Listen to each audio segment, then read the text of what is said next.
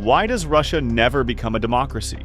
Not just in the 90s, not after the fall of the Soviet Union, not under the Tsars, not after revolutions, and not under Putin. Every time a door opens, someone slams it shut. Every time someone says, now we are free, the state says, not for long. And maybe it's not just politics. Maybe it's something deeper and something etched into the very fabric of Russian history and identity. This is the story of one family, 5 generations, who lived through every era of, maybe this time it'll work. From Tsars to Soviets to oligarchs. They watched rulers rise, freedoms vanish, and dissent. Their story is the story of why Russian democracy is always almost, but never real, and why, in Russia, history doesn't repeat itself, it reloads.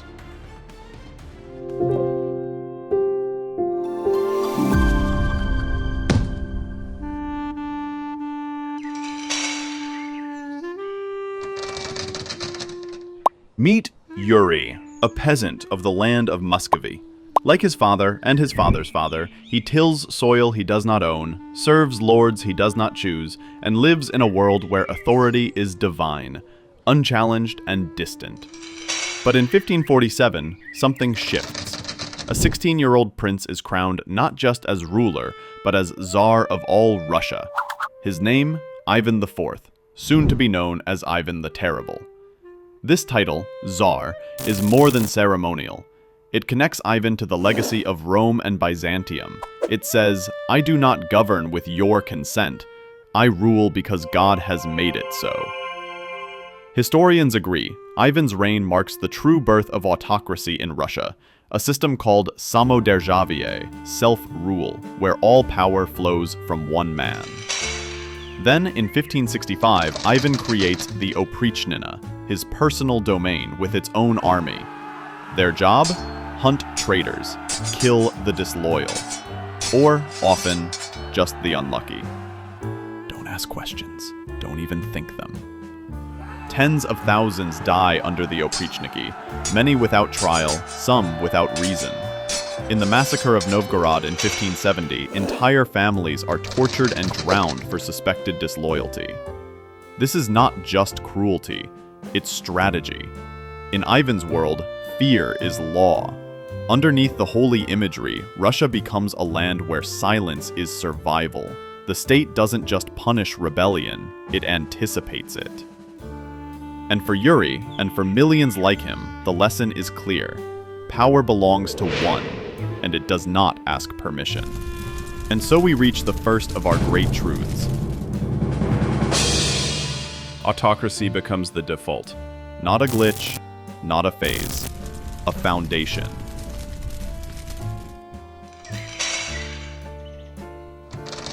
Meet Nikolai. He's the great-great-grandson of Yuri, still farming land he does not own, under laws he did not write. But something has changed. In 1861, Tsar Alexander II declares the emancipation of the serfs. Over 23 million privately owned serfs, including Nikolai, are told, you are now free. But freedom in Russia is never so simple. Yes, the serfs are freed, on paper, but the land they now own must be redeemed via state loans and paid off over 49 years, at inflated prices, with interest. And the land? Often the worst available. By law, the allotment belongs to the mir, that is, the village commune, which allocates the strips and guarantees the payments. Nikolai is no longer a serf. He's now a debtor. They called it freedom, but kept the chains. What changed was the justification, not the burden. And those who demanded more? Who said freedom should be real? They vanished. The state had eyes everywhere. Revolutionary thinkers, writers, peasants who organized were arrested, exiled, or worse. Alexander II had opened the gate just a crack, but in 1881, a revolutionary group called the People's Will threw a bomb under his carriage. The Tsar of Reform was blown to pieces, and with him died any dream of political liberalization. The Tsar is dead!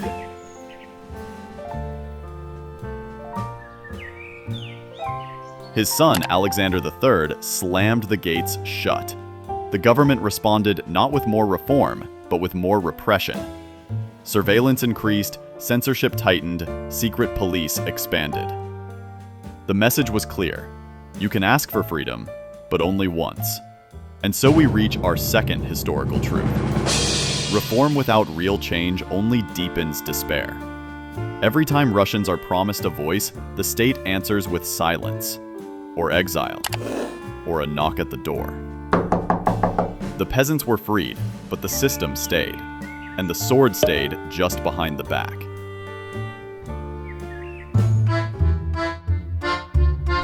Meet Anastasia, descendant of peasants, daughter of a changing Russia.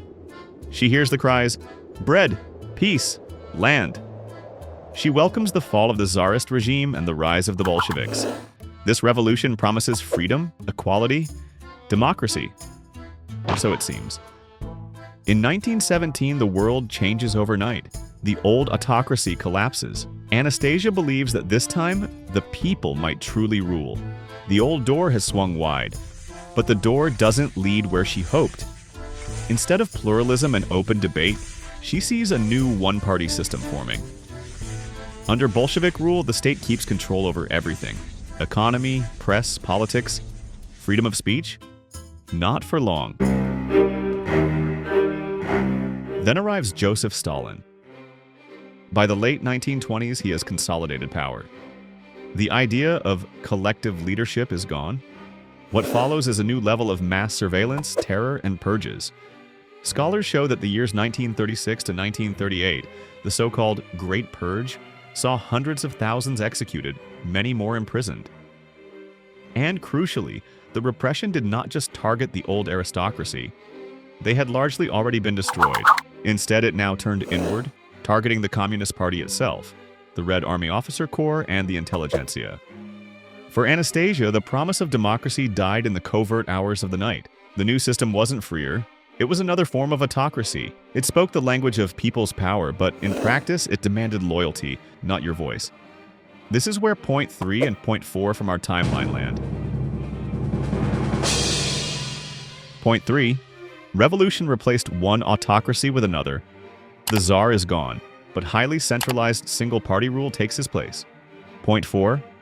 Totalitarian control through mass terror, purges, fear, and surveillance became the norm.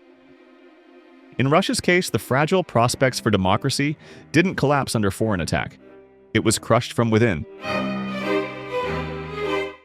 She cannot promise him anything. Not freedom, not democracy, only survival. For in Russia, when the system changes, the power seldom does.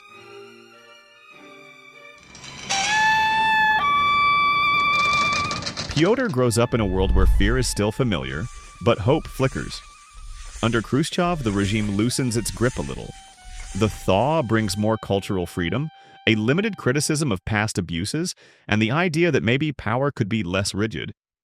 Yet scholars remind us that Khrushchev's reform efforts were still shackled by the party apparatus. He was fighting entrenched bureaucrats even as he promised openness. Pyotr hears talk of democratizing the enterprises and giving workers more say. But he also knows that the major levers of power, military, party, security services, remain untouched. The 1970s and early 1980s bring disappointment. Economic growth slows. The system seems tired. Then in 1985, Gorbachev takes over. He uses the slogans perestroika, that means restructuring, and glasnost, that means openness. The idea is to loosen control, allow discussion, insert democracy, all though limited, into a one-party system. Pyotr feels the shift. For the first time, he sees multi-candidate elections, though still within the party. He hears journalists exposing corruption. It feels like something real. Yet the structure remains. The party remains dominant. The bureaucracy fights back. Then the collapse. The Soviet Union dissolves. Pyotr finds himself in Russia again, this time under a new system, one based on elections and private enterprise. But the scars of the old system run deep. This chapter reinforces point 5 from our historical list. Democratic hopes are briefly genuine, but the underlying power remains autocratic, and it leads into point 6. Even in democratic experiments under crisis, the autocratic mode returns. For Pyotr, the moment of possibility ends in economic chaos, uncertainty, and a recognition. The system may have opened the door, but the house stayed the same. Pyotr gave his hope to the system. The system changed its name. And still, for many, the feeling is the same, that the guard moved inside the door instead of stepping aside.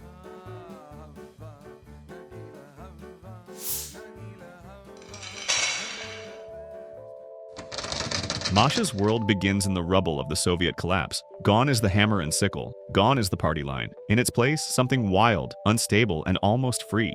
Under Boris Yeltsin, the Russian Federation promises democratic elections, private property, and a new constitution. For the first time, Masha votes. She reads opposition papers. She sees women with briefcases and men selling old medals for bread. But the institutions? Weak. The elite? Untouched.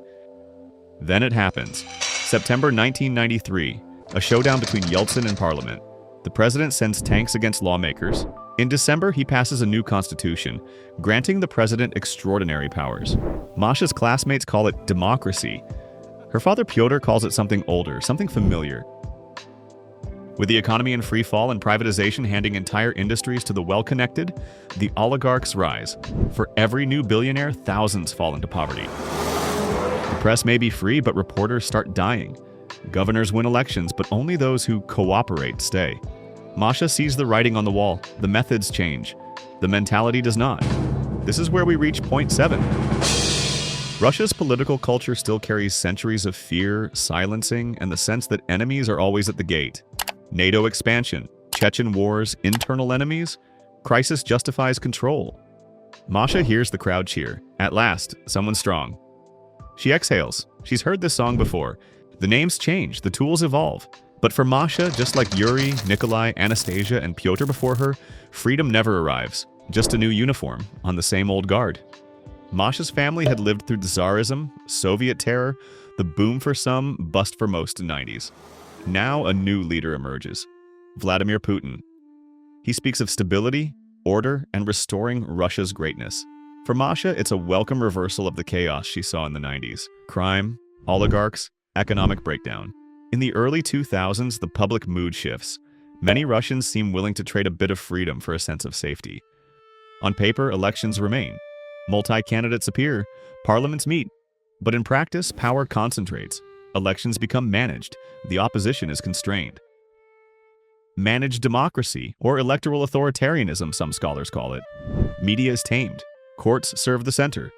Big business bows to politics, or becomes politics. Political murders, poisonings, disappearances, though less overt than in earlier centuries, return as silent threats. The system doesn't announce its iron fist, it slides it in. The patterns repeat. Years of autocracy have left a legacy, expectation that someone rules rather than citizens rule, a culture of survival over debate, suspicion of instability. When the door opens, the guard is seldom too far. And so we reach the final thread in our narrative. The legacy of political murders, fear, and state violence continues. The siege mentality, the idea that Russia is surrounded by enemies and must be strong, justifies control. Institutions remain weak, hollow shells of power. Masha looks at her daughter and thinks of Yuri and the frozen steppes, Nikolai paying redemption, Anastasia hiding in fear, Pyotr watching hope fade. And now, it is her generation's turn. She answers softly, maybe one day. But freedom isn't just about laws. It's about the way power is shared. So, will Russia ever become a democracy with free elections and independent institutions?